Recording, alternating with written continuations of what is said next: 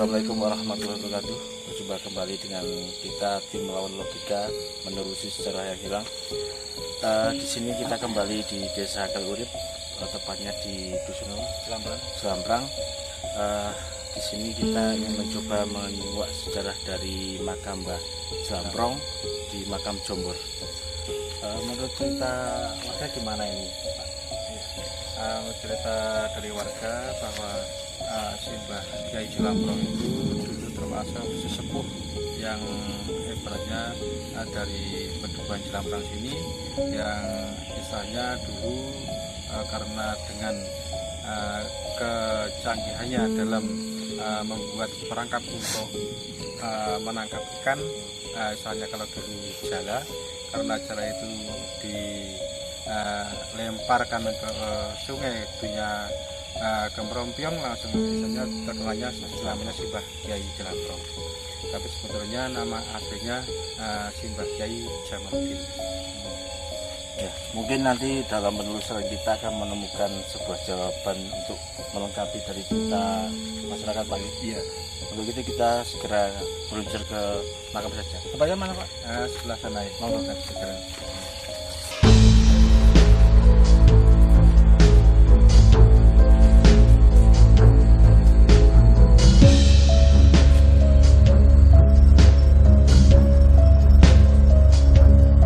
Kita sudah sampai di area makam Mbah Selambrong. Kita akan mencoba memasuki dan minta izin kepada yang bawa resos ini dengan dipimpin Pak Kaum sama nanti dari detesi teman kita Mas Hendri dan teman-teman. Semoga kita mendapatkan jawaban yang bisa melengkapi dari cerita-cerita rakyat Kalurip ini. Monggo Pak Kaum.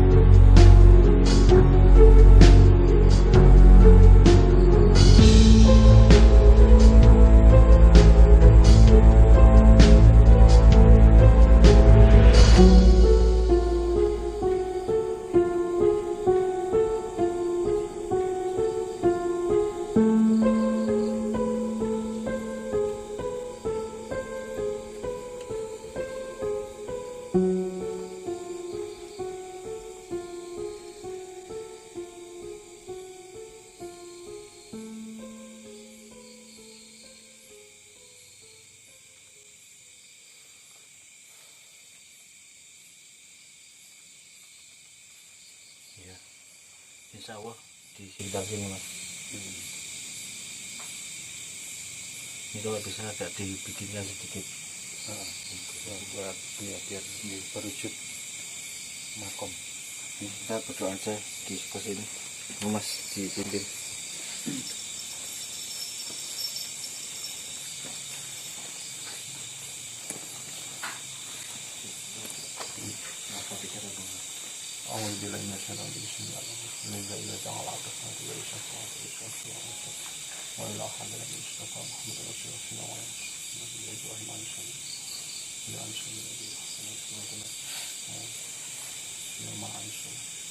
Al-Fatihah. A'udzubillahi Bismillahirrahmanirrahim.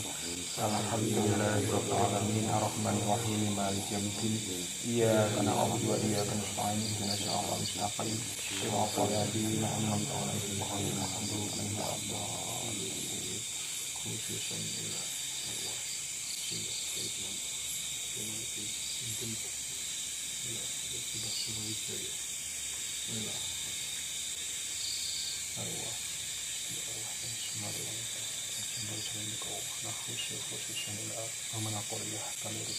Al-Fatihah.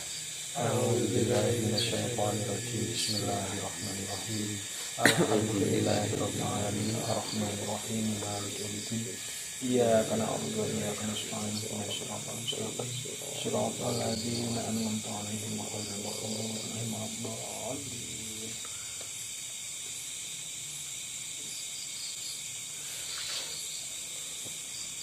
Terus kita ke sana ada yang perlu misteri dari makam Jogo.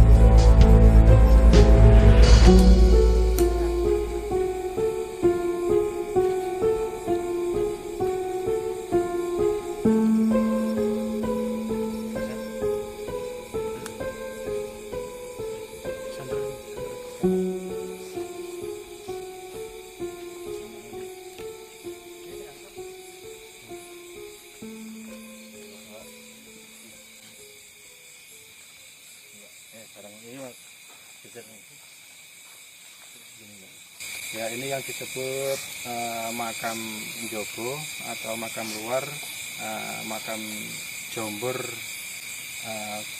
Desa Kaliurip, yang di kompleks ini yang sering terjadi keanehan-keanehan dan misteri. Yang di sebelah barat sana itu biasanya kan di bawahnya ada semacam gua yang di situ seringkali terlihat ular besar yang berwujud ular naga. Dan kemarin juga ada kejadian warga sini yang ngopeni, saya memelihara sawah di sekitarnya sini, yang akhirnya karena dia nangkap semacam garangan, karena dia melihat ada yang bagus mau dipelihara, dia kasih perangkap, ternyata terperangkap juga tapi bukan yang asli. tapi sampai mati. Nah, akhirnya orang yang mencoba untuk menyiara itu akhirnya kayak orang kesurupan, terus bilang dibawa nyampe pantai selatan sampai Parangtritis. Kalau kenapa kok makam ini ada dua makam ya Pak? Iya. Terus ini kenapa kok bisa disebut makam dalam sama makam jauh itu gimana itu Pak? Nah, karena memang terpisah dari Area ini dengan koloran, tapi sungai kecil. sebenarnya satu komplek. Satu Tapi kalau untuk sejarah desa lebih tua yang sana apa sih? Untuk sejarahnya. lebih tua yang sana. Oh, cuma yang tempatnya sini saja. Yang sini yang penuh misterinya. Makanya sering terlihat ular besar sanca panjangnya lebih dari 10 meter. Oke. Ya, coba nanti kita dalam eksplorasi ini kita mendapatkan satu jawaban tentang apa yang ada di sini. Langsung ini kita bantu mau Pak Kaum.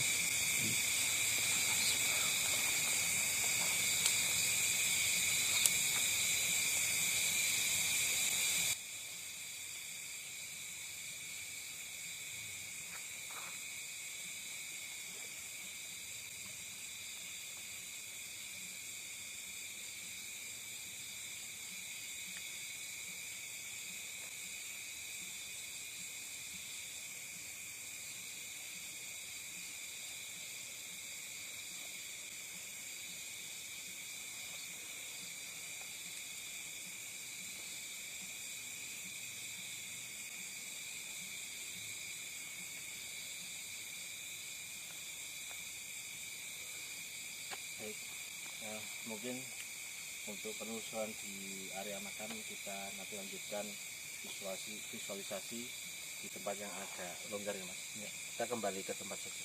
Monggo.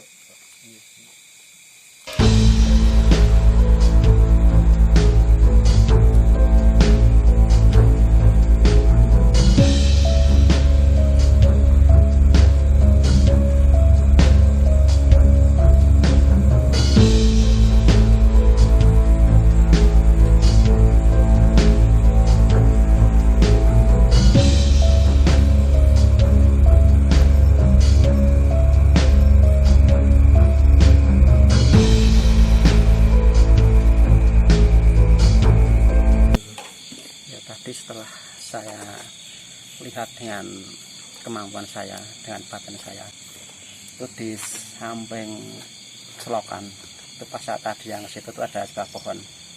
Nah di situ ada seperti rumah tapi ya untuk sebenarnya kandang kuda, dan itu ada pohon. Nah betul dari atas itu ada ular sangat besar sekali, dan itu mengelilingi sebuah pohon itu, dan di dalam rumah itu ada seekor kuda berwarna putih. Tadi yang saya lihat sekilas, auranya begitu besar sekali itu.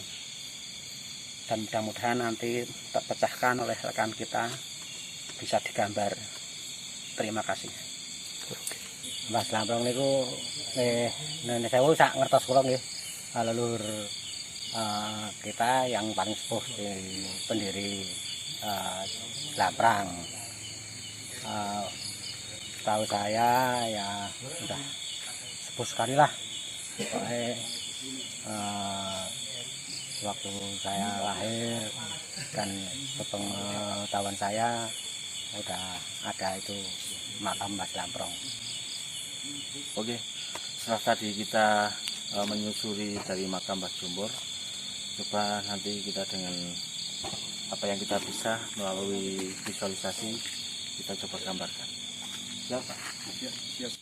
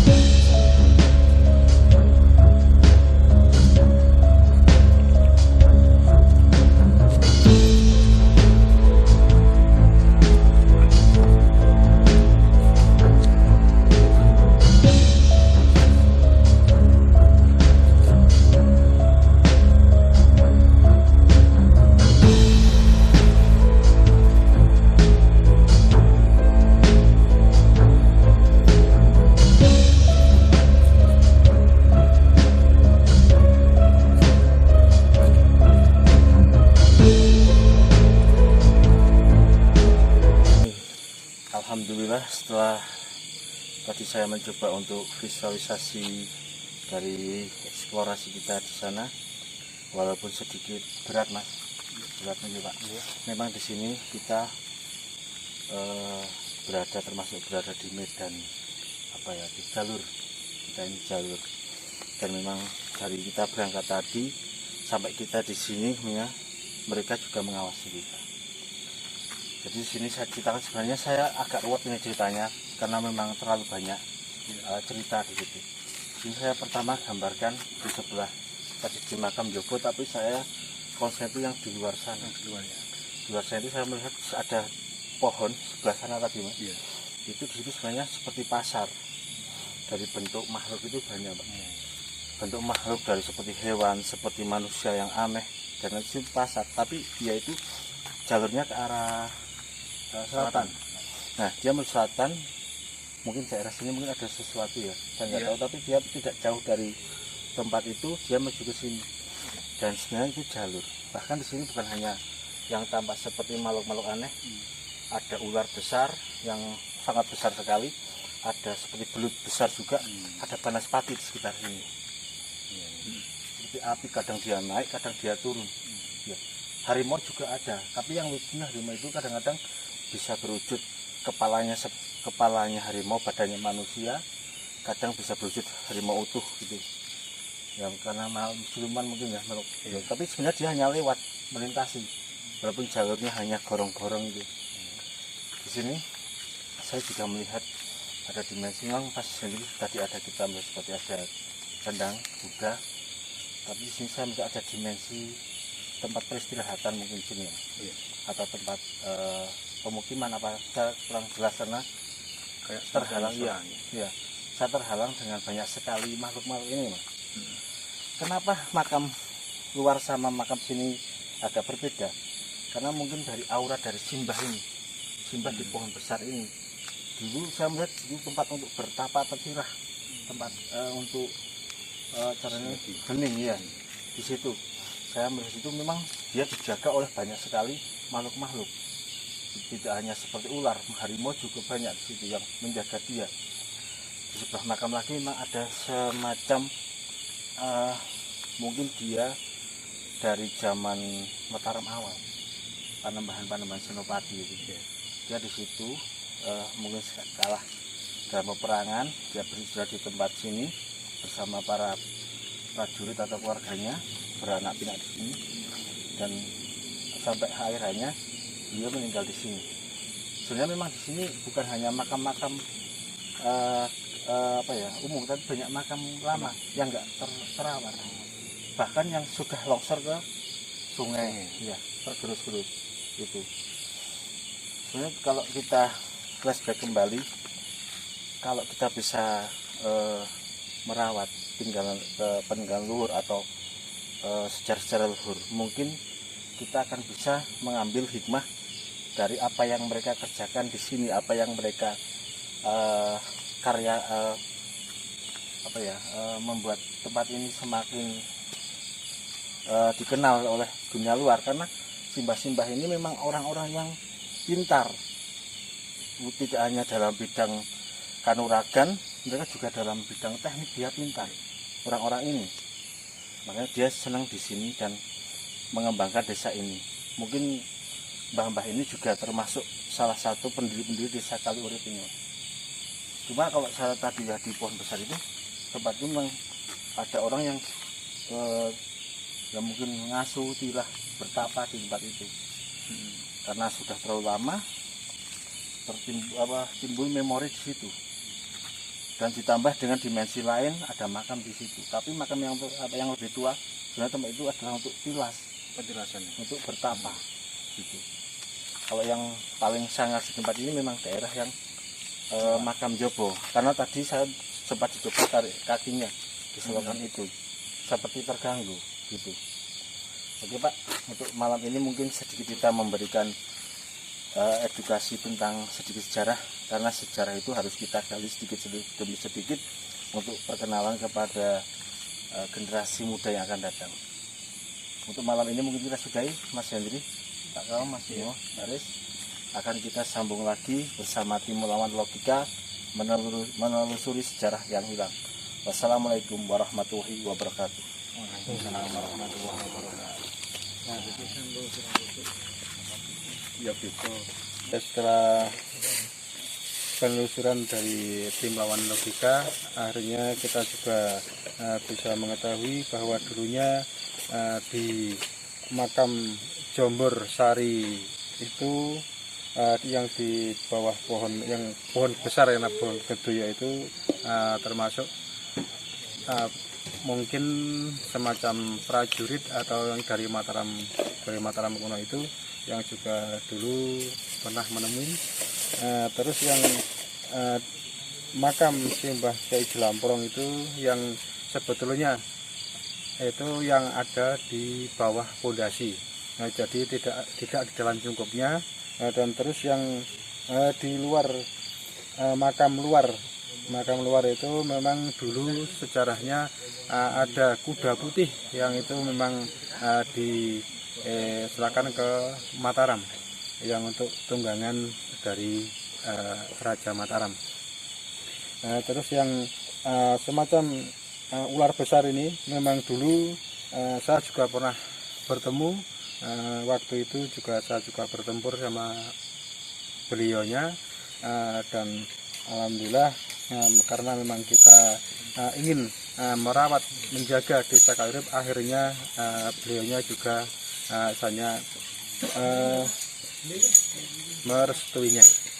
Terus ini yang di luar yang diceritakan di belik Jombornya itu memang semacam kayak pasar, banyak sekali makhluk-makhluk yang dari kelihatan manusia aneh dan semacam sebagainya, yang dulu juga banyak misteri orang-orang yang ikut memanen padi di situ sekitarnya itu yang banyak istilahnya terkena sesuatunya yang sehingga menyebabkan mereka pada sakit. Sekiranya itu saja. Terima kasih. Assalamualaikum.